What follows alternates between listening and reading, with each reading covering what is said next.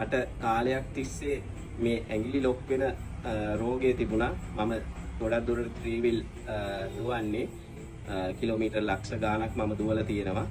ඉතින් මේ ලෙඩෙන් සෑහෙන පීඩාවටපත් වෙනවා. මට රෑ නිදාගත්තාම මෙන්න මේ ඇඟිලි දෙක මේ විදිහට ලොක් වෙලා තමයි තියෙන්නේ. පහවදා උදේට මම මේක මෙන්න මෙහෙ යටින් මෙහෙම නමල තමයි දිග අරගන්නේ. ඒ වෙලාවට ලොකු වේදනාවකුත් එනවා. ඊට පස්සේ සාමාන්‍ය විදිහට විනාඩි 5ක් 6ක් යනකොට මේ ක්‍රියා කරනවා. ඒ වුණාට ඉතින් අර හැම දවසකම මේ විදිහට නැමෙනවා. ડોක්ටර් මහේෂි ගැන මට දැනගන්න හම්බුණා මේ රෝගයට ප්‍රතිකාර කරනවා කියලා. ඊට පස්සේ මම මේ මෑතකදී ආවා.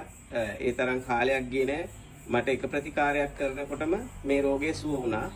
ඒ වුණාට මම තවත් දෙවතාවක් ඇවිල්ලා ප්‍රතිකාර කරගත්තා. දැන් ඔයාලට පේනවා ඇති සාමාන්‍ය විදිහට මේ ඇඟිලි මට නමන්න දිගාරින්න පුළුවන්කම තියෙනවා. ඉතින් මේ වාගේ ආබාධ තියෙනවා නම් ඔයාලටත් පුළුවන් මෙතෙන්ට ඇවිල්ලා මේ වාගේ ප්‍රතිකාර කරගන්න. 100%ක්ම මම හිතන්නේ මගේ රෝගෙ සුවයි. අතුරු ආබාධයක් නැති හින්දා මේ වෙදකමට මම යොමු වුණේ. ඇත්තටම සතුටුයි මට ඒ ගැන ගොඩක්ම ඉතාලම කෙටි කාලෙකින් සුව කරගන්න පුළුවන් වීම ගැන.